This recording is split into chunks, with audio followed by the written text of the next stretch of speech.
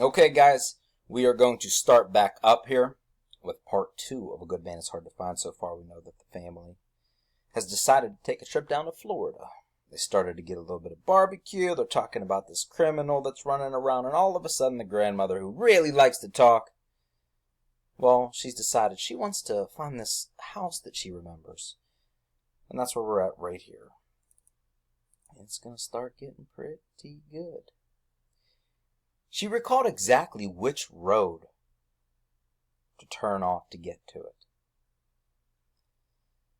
She knew that Bailey would not be willing to lose any time looking at an old house.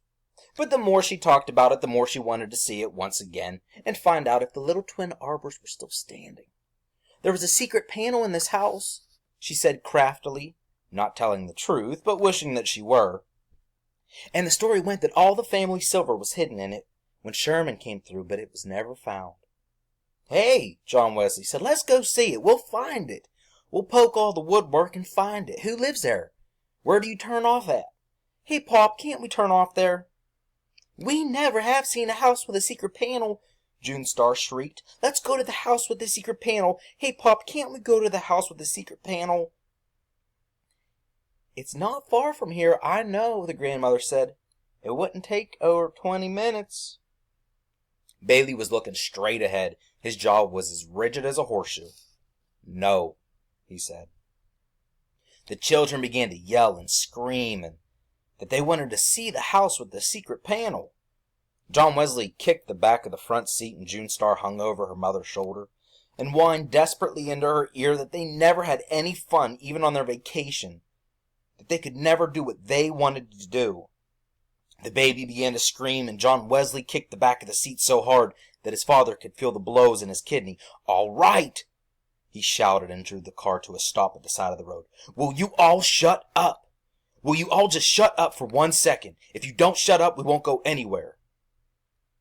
"It would be very educational for them," the grandmother murmured.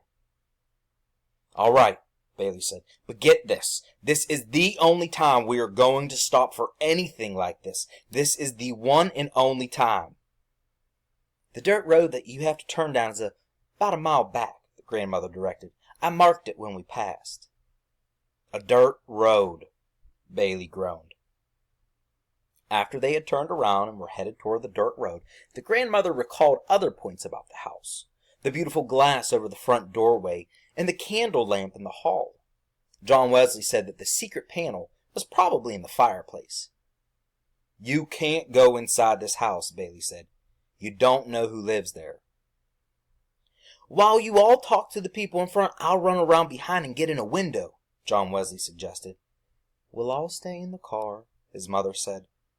They turned onto the dirt road, and the car raced roughly along in a swirl of pink dust. The grandmother recalled the times when there were no good paved roads, and 30 miles was a day's journey. The dirt road was hilly, and there were sudden washes in it and sharp curves on dangerous embankments. All at once they would be on a hill looking down over the blue tops of trees for miles around, and the next minute they would be in a red depression with the dust-coated trees looking down on them. "This place had better turn up in a minute," Bailey said, "or I'm going to turn around." The road looked as if no one had traveled on it in months. "It's not much further," the grandmother said, and just as she said it, a horrible thought came to her. The thought was so embarrassing that she turned red in the face and her eyes dilated, and her feet jumped up, upsetting her valise in the corner. The instant the valise moved, the newspaper top she had over the basket under it rose with a snarl, and Pitty Sing the cat sprang onto Bailey's shoulder.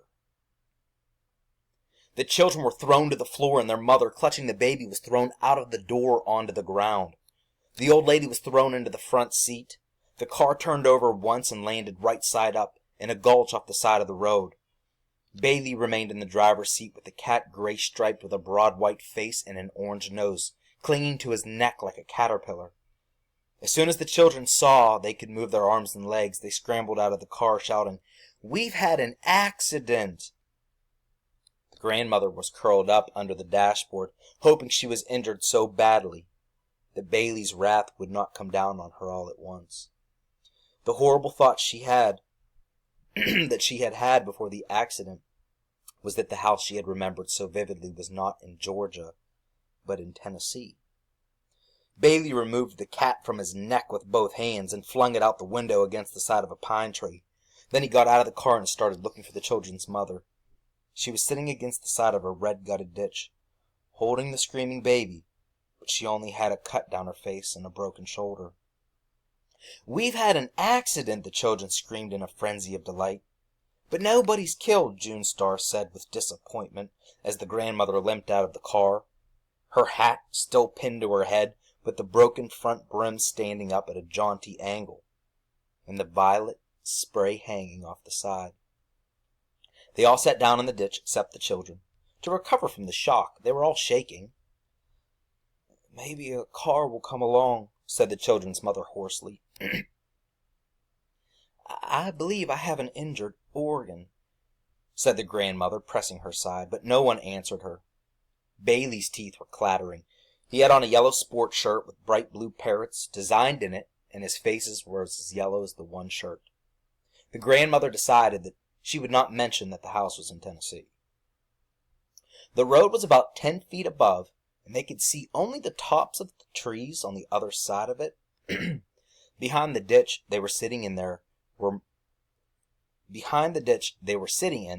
more woods, tall and dark and deep. In a few minutes they saw a car some distance away on top of a hill, coming slowly as if the occupants were watching them. The grandmother stood up and waved both arms dramatically to attract their attention. The car continued to come on slowly, disappeared around a bend and appeared again, moving even slower. On top of the hill they had gone over, it was a big, black, battered, hearse-like automobile. There were 3 men in it. It came to a stop just over them, and for some minutes the driver looked down with a steady, expressionless gaze to where they were sitting and didn't speak. Then he turned his head and muttered something to the other 2, and they got out. One was a fat boy in black trousers and a red sweatshirt with a silver stallion embossed on the front of it. He moved around on the right side of them and stood staring, his mouth partly open in a kind of loose grin. The other had on khaki pants and a blue-striped coat, and a gray hat pulled down very low, hiding most of his face. He came around slowly on the left side. Neither spoke. The driver got out of the car and stood by the side, looking down at them. He was an older man than the other 2. His hair was just beginning to gray, and he wore silver-rimmed spectacles that gave him a scholarly look. He had a long, creased face, and didn't have on any shirt or undershirt. He had on blue jeans that were too tight for him, and was holding a black hat and a gun. The 2 boys also had guns. "We've had an accident," the children screamed. The grandmother had the peculiar feeling that the bespectacled man was someone she knew. His face was as familiar to her as if she had known him, should say, all her life, but she could not recall who he was. He moved away from the car and began to come down the embankment, placing his feet carefully so that he wouldn't slip. He had on a tan and white shoes and no socks, and his ankles were red and thin. "Good afternoon," he said. "I see all you had a little spill." "We turned over twice," said the grandmother. "Once," he corrected. "We seen it happen." "Try their car and see it will run, Hiram," he said, quietly to the boy with the gray hat. "What you got that gun for?" John Wesley asked. "What you gonna do with that gun?" "Lady," the man said to the children's mother, "would you mind calling them children to sit down by you? Children make me nervous. I want all you all to sit down right together there where you're at." "What are you telling us what to do for?" June Star asked. Behind them, the line of woods gaped like a dark open mouth. "Come here," said their mother. "Look here now," Bailey began suddenly. "We're in a predicament. The grandmother shrieked. She scrambled to her feet and stood staring. "You're the misfit," she said. "I recognized you at once." "Yes'm," the man said, smiling slightly as if he were pleased in spite of himself to be known. "But it would have been better for all of you, lady, if you hadn't have recognized me." Bailey turned his head sharply and said something to his mother that shocked even the children. The old lady began to cry and the misfit reddened. "Lady," he said, "don't you get upset. Sometimes a man says things he don't mean. I don't reckon he meant to talk to you that-a-way." You wouldn't shoot a lady, would you?" the grandmother said, and removed a clean handkerchief from her cuff and began to slap at her eyes with it.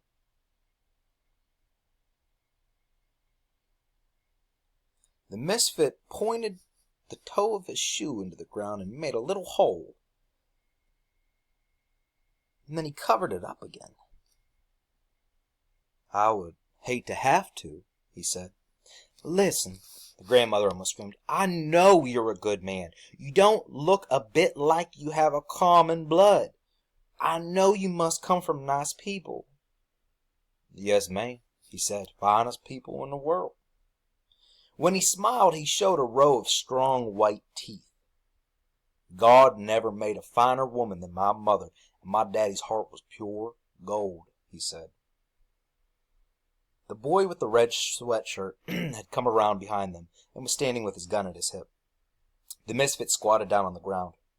"Watch them children, Bobby Lee," he said. "You know they make me nervous." He looked at the 6 of them huddled together in front of him, and he seemed to be embarrassed, as if he couldn't think of anything to say. "Ain't a cloud in the sky," he remarked, looking up at it.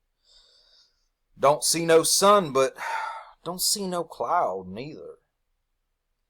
"Yes, it's a beautiful day," said the grandmother. "Listen," she said.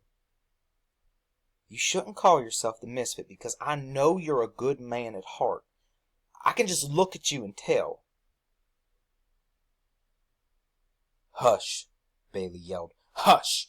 Everybody shut up and let me handle this." He was squatting in the position of a runner about to sprint forward, but he didn't move.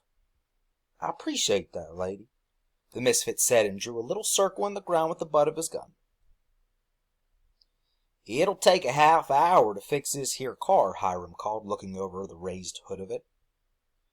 "Well, first you and Bobby Lee get him and that little boy to step over yonder with you," the misfit said, pointing to Bailey and John Wesley. "The boys want to ask you something," he said to Bailey. "Would you mind stepping back in them woods there with them?"